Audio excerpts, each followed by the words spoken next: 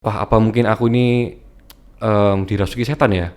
Sampai kayak gitu ya. Orang yang bisa menerima itu mempunyai daya juang lebih tinggi untuk keluar dari situasi tersebut daripada orang yang dari pertama udah melarikan diri. Saya kok jadi pengen beli itu. Di saat saya sedih, saat tombol happy-nya.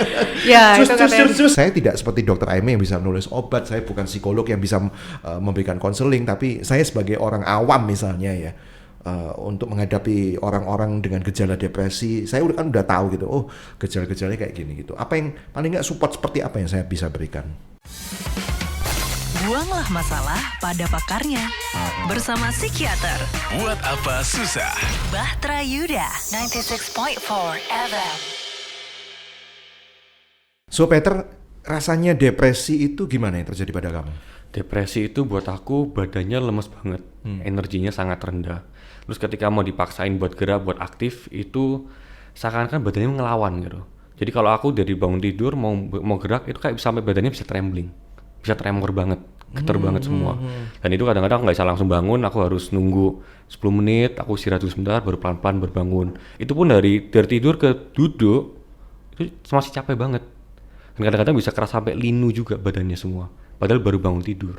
Ya, seperti itu. Kayak nggak punya tenaga gitu ya? Kayak nggak punya tenaga. Padahal barusan tidur dan kemungkinan besar tidurnya lama kalau depresi itu.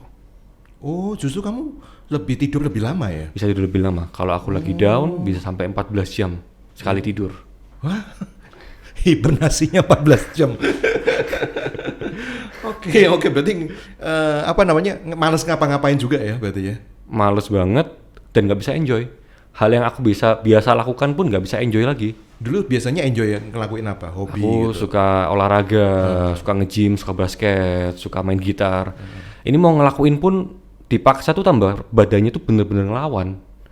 Ngelawannya gimana tuh maksudnya rasanya? Apa ya, kayak orang yang habis satu hari acara terus masih disuruh main basket lagi, meskipun dia suka basket kan masih badannya kayak capek ya rasanya ya. Jadi, oh no gitu ya. Iya. Iya. Kayak bahasa Jawanya aras-arasen kayak bener-bener padahal baru bangun tidur nih, pakai biasanya yang semangat gitu. Mungkin mirip sama saya sih. Jadi kayaknya yang paling asik tuh pokoknya tidur gitu ya, diranjang gitu ya. Enggak ya? Kalau saya kayak gitu sih. Kalau depresi seperti saya yang udah lama 10 tahun gitu, Oh, sudah 10 tahun ya? udah 10 tahun. Oke. 10 tahun itu even tidur pun aja capek. Jadi istirahat yang tidur aja sampai bosen dan capek banget. Nah, jadi gimana? Nggak ada yang asik sama sekali berarti ya? Tidur pun nggak enak. Tidur pun nggak enak. Ketika terjaga bangun pun juga nggak enak. Nggak gitu. enak juga. Jadi di situ makanya saya dengan Dokter Aime, psikiater saya, itu saya berharap kalau ada nggak dok ya kayak obat yang bisa merubah paling nggak jangan tidur sama aktivitasnya nggak enak. Salah satu aja nih nggak enak, tidurnya yang nggak enak, aktivitasnya enak atau kebalikan. Paling nggak saya masih bisa build energi saya gitu. Jadi kalau ini kayak apapun yang saya lakukan, mau tidur, mau gerak, mau apapun jadinya sakit semua gitu. Kalau buat saya sih yang penting tidurnya enak ya. Gitu Tidurnya ya, Bang? enak, cukup istirahat. Tentunya aktivitasnya jadi enak gitu, jadi fokus, bisa mikir gitu. Kamu tidurnya lama tapi kan nggak enak. Iya, benar. Itu kan, nggak berkualitas gitu intinya kan kayak gitu ya. Iya. Oke, udah 10 tahun ya. Awalnya ngerasanya juga sama persis kayak gitu. Awalnya tanda-tandanya kok ngerti itu depresi gitu? Awalnya aku nggak tahu itu depresi kok. Jadi 2014 aku SMA 3. Waktu itu mental health awareness di Indonesia belum marak ya, belum ada orang yang tahu. Jadi aku taunya, wah apa mungkin aku ini dirasuki setan ya? Sampai kayak gitu ya. Bener, karena nggak ada. Aku pernah cek ke psikologis sebelumnya, beberapa tahun sebelumnya aku pernah mental breakdown juga, cuman seminggu. Mereka bilang nggak ada apa-apa gitu. Jadi waktu aku udah mendekat ke Tuhan setelah beberapa tahun, kok seperti ini ya? Karena nggak tahu mau cek ke siapa lagi, udah pernah tes ke psikologi nggak ada apa-apa, jadi ya mikirnya apa mungkin ini roh gitu. Jadi akhirnya waktu itu juga minta bantuannya ke pastor, ke pendeta, dan itu pun juga somehow Tuhan tuh bukain jalan untuk ada pendeta yang nolong aku secara tiba-tiba. Gitu. Terus gimana katanya Bapak Pendeta? Emang ada roh setan gitu yang bersemayam di dalam dirimu? Nah, dia nggak bilang gitu, cuman aku juga sampai hari ini belum mengerti completely ya. Cuman waktu itu ada pendeta datang ke gereja papa mamaku. Papa mamaku waktu itu duduk paling belakang, tiba-tiba pendeta datang waktu penyembahan, terus dia bilang, "Bapak, Ibu anaknya lagi sakit ya?" Nah papa mama saya waktu itu juga nggak tahu lagi sakit atau enggak ya, karena nggak tahu kan mental health atau enggak ini.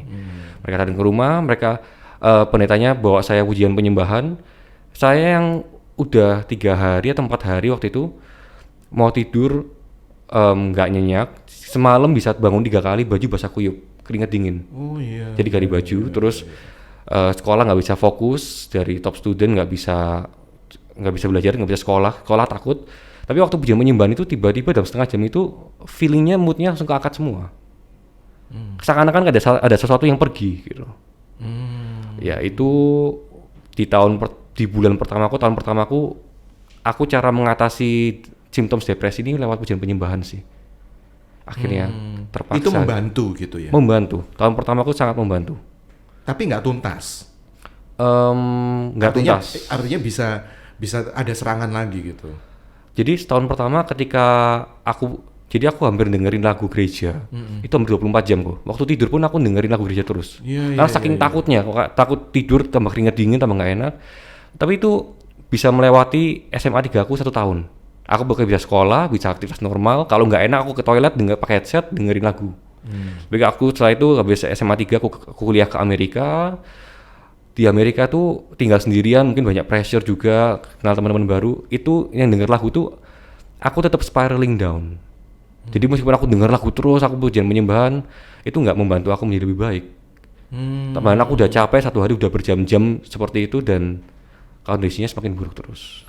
Awalnya membantu, akhirnya jadi enggak ya, terasa biasa, bahkan ya nggak ada efeknya gitu, maksudnya gitu. Iya. Oh, lagu apa sih yang suka kamu dengerin, Peter? Aku dulu tuh suka lagunya Besar di Dalamku, JPCC. Oh, oke. Jadi kayak lagu perang ya, kayak kata-katanya selangkah demi selangkah, aku maju tiada. Itu terus banyak lagu JPCC, Hillsong aku sering dengerin juga. Oh, berarti tipe-tipe yang beat gitu ya? Tipe-tipe beat ya, kontemporari ya. Aku pikir yang slow gitu. Macam-macam ya? Macam-macam sih. Kayak yang slow ada juga lagunya True Worshipper, Selalu Bersamaku, Sydney Moede. Oh, ya. Oke. Iya. Jadi untung ya SMA kelas 3 meskipun nggak top student lulus ya. Iya. Sangat itu mengganggu nilai ya. Mengganggu banget kok, dari top student nilaiku cuman barely passing. UNAS tuh hampir nggak lulus. Hah? UNAS tuh akhirnya aku hampir nggak lulus. Oh, berarti kasih karunia ya. Bener-bener kasih karunia. Kayak teman-teman yang dulu nggak pernah lihat aku remedi, sampai SMA 3 tuh lihat, loh Pit kamu remedi terus ya? Iya remedi terus sekarang aku, tapi ya diterima gitu. Karena emang kondisinya seperti itu dan nggak ada yang bisa menjelaskan kan waktu itu juga. Iya. Papa mama gimana reaksinya? Papa mama Berusaha menolong kamu atau bingung atau gimana? Aku waktu itu lihatnya papa mama lebih karena bingung ya. Karena dari mereka beneran, ya ini anakku kenapa gitu, mau dites apapun kayaknya dokter umum juga bilang nggak apa-apa, tapi kenapa kok secara fungsional udah nggak berfungsi lagi gitu. Oh, ke dokter umum, bukan ke psikolog atau psikiater waktu itu? Waktu itu udah nggak lagi, tapi aku sempet ke guru BK sih di sekolah. Aku juga udah spend 2 jam per hari sampai seminggu lebih juga nggak menemukan apa-apa juga. Iya. Waktu itu. Iya. Jadi kuliah di Amerika tambah lebih down ya? Tambah lebih down. Terus gimana survive-nya? Jadi aku di Amerika itu sampai aku ke Amerika tuh mimpiku sendiri ya. Jadi memang dari orang tua pertama nggak boleh ke Amerika, tapi tetap maksa ke Amerika. Jadi memang kemauanku. Sampai di Amerika setelah 1,5 bulan, aku telepon mamaku, aku bilang, Mi, sorry aku nggak bisa di Amerika. Aku udah kepikiran mau bunuh diri terus. Aku udah kebayang seperti itu terus. Setelah itu karena berangkat nggak sama orang tua, nggak sama keluarga, sama temen. Mama sama Cece langsung 3 hari kemudian berangkat ke Amerika. Jadi ke Amerika nemenin saya langsung ke rumah sakit terus di sana. Nah waktu pertama kita juga bingung, kita ke dokter saraf, pernah ke dokter umum, diarahin ke dokter saraf.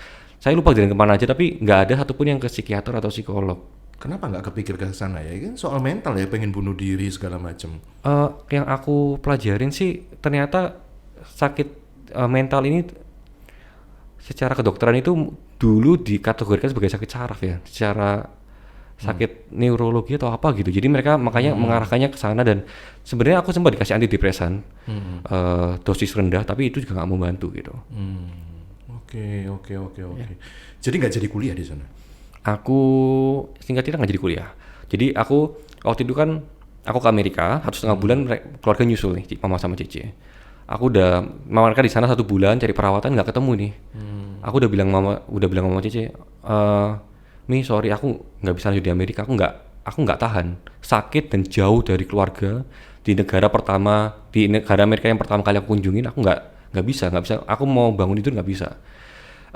Tapi waktu itu kepikir ada ide, mama bilang gini, Pit kamu mau nggak kalau misalnya saya izinin karena saya di sana ada gereja lokal, gereja Indonesia, saya izinin ke pastornya mereka, boleh nggak kamu homestay di rumahnya mereka, kita bayar, maksudnya secara homestay biasa, dapat makan, dapat tempat tinggal, tapi mereka yang rawat kamu. Jadi kamu nggak usah sekolah, soalnya kalau kamu ke Indonesia, kita di Amerika aja nggak ada yang tahu kamu sakit apa, apalagi ke Indonesia, siapa yang bakal tahu gitu. Terus waktu itu karena background saya udah kepikiran mau bunuh diri terus, dan saya nggak bisa, saya cuma doa ke Tuhan sih, Tuhan, this is crazy gitu. Aku tuh mau nggak sakit, aku mau deket sama keluargaku, tapi kok ada ide ini. Setelah aku 2 bulan di Amerika itu nggak ngerasa peaceful, aku ngerasa anxious terus. Malam itu aku bilang, Tuhan, kalau misalkan aku harus di Amerika, Tuhan tolong kasih aku tanda. Jadi waktu itu malam itu mama sama ciciku mau berangkat balik ke Indonesia, kita doa bareng sebelum mama ke airport. Waktu doa bareng, somehow ada rasa damai yang aku nggak bisa jelasin. Yang dimana aku tahu, wah ini kayaknya habis doa barusan, kok Tuhan kayaknya tetap kasih aku tanda buat aku tinggal di Amerika ya. Meskipun nggak bisa sekolah nih, nggak tahu biayanya berapa gitu.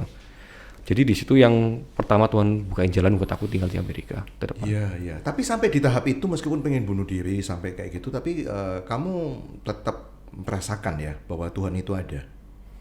Masih percaya sama Tuhan kan? Aku percaya. Atau sudah mulai timbul keraguan? Minimal timbul kekecewaan gitu. Kok saya nggak sembuh-sembuh sih gitu? Kok lebih buruk? Mungkin waktu itu kan di Amerika tuh aku episodenya baru 1 bulan 2 bulan ya. Susah banget sampai aku suicidal, tapi mungkin aku waktu itu kerasanya masih yaudah paling bulan depan sembuh. Jadi aku nggak ngerasa ini bakal lama banget gitu. Mungkin bakal hilang lagi. Jadi aku nggak sampai kecewa banget sama Tuhan, masih belum. Masih bisa yaudah Tuhan, aku masih percaya deh. Gitu. Iya, masih ada harapan gitu bahwa ini pasti nggak akan lama gitu. Tapi kenyataannya kan akhirnya jadi lama ya tadi 10 tahun. Iya. Nah, selama perjalanan 10 tahun itu pernah ada di titik itu nggak gitu? Kecewa, sering meragukan, banget. Sering banget ya. Oke. Berarti kan ada yang bilang bahwa orang kalau depresi itu memang imannya lagi nggak baik-baik aja tuh, imannya lagi bermasalah, kayak nggak percaya bahwa dia punya Tuhan yang besar gitu. Iya. Gimana pendapat lo soal itu? Menurut aku itu lumayan ambigu ya. Karena gini, kalau kita bilang dekat sama Tuhan atau enggak, kita ngukurnya dari mana? Apakah dari habits? Kita udah tanya orang tersebut yang lagi depresi, mereka memang benar nggak pernah doa atau nggak pernah baca Alkitab, nggak pernah penyembahan, nggak pernah kumpul dengan komunitas Kristen, atau mereka itu cuma asumsi aja gitu. Karena setahu aku banyak orang yang di sekitar aku yang depresi juga. Ketika mereka sangat jatuh, tambahan mereka menurutku orang yang sangat mencari Tuhan, dan kondisi mereka nggak hilang di situ. Kondisi depresi itu nggak langsung hilang. Oke. Jadi kamu sempat cari-cari tahu gitu ya, bahwa kamu ternyata nggak sendirian kok gitu. Kamu udah cari Tuhan tapi ya nggak langsung sembuh seketika gitu, masih berjuang, masih fight gitu. Ternyata kamu nggak cuma sendirian, ada juga kok orang seperti itu gitu ya. Iya. Gitu maksudnya. Iya, nggak langsung langsung ketemu orangnya gitu. Tapi setelah beberapa bulan, beberapa tahun, aku berani cerita di komsel aku, ternyata ada juga yang ngalamin. Mungkin nggak separah aku, nggak sampai ke rumah sakit, nggak sampai nggak bisa sekolah. Tapi ternyata dia juga cari Tuhan banget dengan caranya dia sendiri, tapi kondisinya tetap belum membaik. Itu ya mungkin saya dan orang itu diberikan unknown season ya sama Tuhan ya. Yang dimana untuk ya udah we do what we know what to do. Resultnya ya kita masih bersama Tuhan. Tadi saya lanjut yang tadi kamu sempat ngerasa bahwa ini jangan-jangan ada intervensi kuasa kegelapan itu. Yeah. Itu akhirnya itu apa ya, sempat mendirect pikiran kamu bahwa iya ya mungkin aku ini dikuasai roh jahat memang gitu. Ketika nggak sembuh-sembuh itu. Pikiran itu jujur sering ada, tapi aku ini sih sampai sekarang ya aku belajar adalah sebenarnya iblis itu pasti turut campur kalau ada gangguan psikologi. Karena iblis nggak mau manusia itu sehat. Ya. Jadi ketika dalam kasusku aku ngalamin depresi dan lain-lain itu, pertama aku tahu itu nggak mungkin dari Tuhan. Aku tahu itu pasti dari iblis, dan cara menghadapinya ya tubuh, jiwa, dan roh. Dari tubuh aku sering olahraga, dari jiwa aku sering konseling juga, aku sering membaca gimana cara memanage emosi, dari roh aku juga tetap mendekatkan diri sama Tuhan. Karena itu semua terhubung ya menurut aku ya. Ya. Iblis kan mainnya di pikiran ya. Sebenarnya pikiran kamu tuh apa sih? Takut apa sih? Aku Yang kamu jujur, takutkan apa? Aku growing up itu perfeksionis kok. Iya. Jadi aku takut diomongin orang. Apalagi di Surabaya biasanya kan banyak orang ngomong, topiknya kalau ketemu temen ya ngomongin tentang orang lain. Iya, Orang iya. temen Gibah, gini gibah. ya gitu. Aku beneran sangat takut diomongin orang, sampai meskipun aku udah ke Amerika jarang ketemu orang Surabaya, itu pun masih ada hal ketakutan itu ya. Yang Takut diomongin jelek gitu. takut diomongin jelek Oke. Berarti ke Amerika tuh mau ngilang. semacam ya. Oke. Ya. Berarti sampai hari ini tetap fight. Iya, masih Tetap fight. fight ya. Tapi lebih better gitu. Much better sih kok. Much better ya. Iya. Much ya malah ya. Dengan cara apa? Jujur karena ini kan belum berakhir ya, tapi yang pasti itu aku sekarang lebih bisa menerima sih. Menerima, oke, aku memang lagi ngalamin depression sama anxiety dan belum bisa membaik gitu. Ya udah, ini kondisinya seperti ini. Sekarang aku bisa menerima, berarti dulu nggak bisa nerima. Dulu iya menolak banget ya. Menolak ya. Susah untuk mengakui, oh aku orang Surabaya, aku sempat ke Amerika, nggak lulus sekolah di Amerika, habisin uang banyak, dan aku sakitnya sakit mental. Malu gitu. Malu banget. Ya. Oke, yang pertama menerima bahwa itu ada pada saya gitu ya. Ya udah, terus langkah berikutnya apa? Setelah itu apa? Mungkin kamu bisa kasih ke penonton gitu. Ini yang unik. Mereka mungkin yang sedang bergumul dengan area yang sama dengan kamu. Ini yang unik. Yang aku pelajari ketika tentang penerimaan itu, ternyata yang aku takutkan ketika menerima itu adalah ketika aku menerima aku akan stay seperti itu selamanya. Iya. Jadi kayak gini. Masa minum obat seumur hidup? Pernah kepikiran kayak gitu nggak? Pernah. Karena orang kan nggak suka sakit, orang nggak suka minum obat kan? Yes. Oh. Jadi yang aku pelajari adalah ketika kita bisa menerima dengan lapang dada ya. Iya. Oke, aku lagi sakit. Emang sekarang nyatanya seperti itu. Iya. Itu sebenarnya dibuktikan oleh research juga. Orang yang bisa menerima itu mempunyai daya juang lebih tinggi untuk keluar dari situasi tersebut daripada orang yang dari pertama udah melarikan diri, menolak. Aku nggak sakit kok, aku nggak sakit, aku nggak mau ini. Karena aku juga tahu ini nggak langsung. Sampai sekarang pun masih ada penolakan, tapi aku selalu mengingatkan diri ketika aku menerima, di situ grafik untuk aku membaik lebih bagus ya. Oke. Bisa menerima ya. Makanya sekarang kali malu. Sekarang kok cerita. Berarti sebagai efek bisa menerima itu tadi. Iya. Oke. Ya udah. Oke Peter, makasih banget sharingnya ya. Nanti saya lanjut dengan Dr. Aimee. Kan sempat ke situ ya konsultasi ya. Iya benar Dr. Saya Aimee. nanti pengen analisa lebih lanjut dari yang memang ada di bidangnya, profesional di bidangnya. Anyway, thank you banget. Terus berjuang ya. Buat saya sih semua itu pasti ada masanya kok gitu. Kalau saya sih ya, sharing saya ketika saya ngalami gitu ya, saya nggak selamanya kayak gitu. Bukan saya menolak, saya ada di sini, tapi ya semua itu ada masa expired date-nya gitu, nggak terus-terusan gitu. Kalau toh seandainya terus-menerus, ya saya tahu pasti ada maksud tersendiri gitu. Iya. Karena kita tahu bahwa kalau kita setuju bahwa Tuhan itu baik, ya nggak mungkin merancangkan sesuatu yang tidak baik gitu. Selalu kalau saya ngomong ke saya sendiri, this too shall pass, itu kalimat quote favorit saya, this too shall pass. Yang ini pun pasti akan berlalu gitu sih, Pet. Iya, amin. Thank you ya. Thank you, God God bless. bless. Tadi saya udah ngobrol sama pasien Anda ya, si Peter, dia ngalami depresi cukup lama, 10 tahun. Tapi 10 tahun bukan langsung dari awal berobat dengan Anda tentunya awalnya ya. ke Amerika, ke Singapura, ke dokter lain, baru ke saya mungkin 3 tahun ini. 3 tahun ini, dan dia bilang much better loh. Sebenarnya apa yang terjadi sih? Coba bisa dianalisa. Much betternya karena awal dia ke saya itu dari dokter di Amerika itu obatnya udah tinggi banget. Setahu saya, seingat saya obatnya udah tinggi banget. Dan waktu itu juga dia kan sempat sekolah di Singapura juga ke psikiater di Singapura juga dapat obat yang cukup tinggi.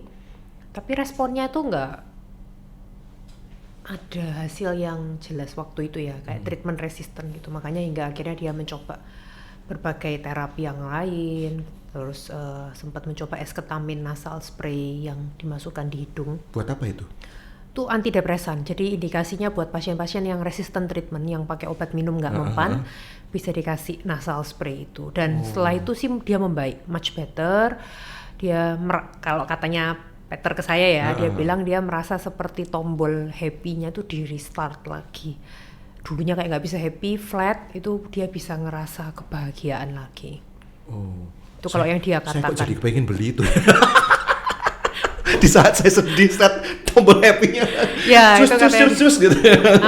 Tapi itu terapi sultan tuh mahal soalnya. Terapi sultan ya. Ya. Oke. Tapi buat pasien-pasien yang sudah mencoba pakai berbagai macam obat dan nggak berhasil, mungkin mereka akhirnya akan ya daripada aku ada apa-apa dengan nyawaku, kepikiran ide-ide yang parah atau nggak membaik, bunuh diri dan lain-lain, ya mendingan treatment meskipun mahal pun ya bayar akhirnya. Dan setelah itu sih memang dia membaik. Terus akhirnya dia juga getting better, dia sudah bisa bekerja dan akhirnya obatnya memang sekarang udah jauh banyak berkurang. Tapi kalau berhenti belum. Tapi memang menurut saya dia berproses dan berprogres. Tapi inilah kita manusia ya. Kita itu seperti berada di sebuah spektrum. Spektrum itu kan kayak pelangi, ada yang warnanya merah, kuning, hijau ya bervariasi. Mental health itu juga seperti spektrum. Ada yang kita mungkin ringan, cuman kita nggak bisa tidur doang. Ada juga yang nggak bisa tidur terus mudah marah. Ada yang nggak bisa tidur sedih, murung. Ada juga yang disertai anxiety. Ada juga yang sampai paranoid. Ada juga yang sampai marah-marah, sampai halusinasi. Nah itu spektrum. Kita berada di spektrum mana, kita yang harus mengenal diri kita. Jangan sampai kita sudah mulai nggak bisa tidur atau kita sudah mulai mudah marah, lalu kita biarkan. Akhirnya tambah lama tambah mengganggu hubungan kita dengan orang sekitar. Nah, begitupun pula mental health itu kita harus lihat sebagai suatu spektrum, termasuk progress recovery. Cara penyembuhan tuh nggak bisa instan. Aku pengen langsung black or white. Aku dari black sakit, depresi, aku sekarang white, sembuh, total happy. Nggak mungkin.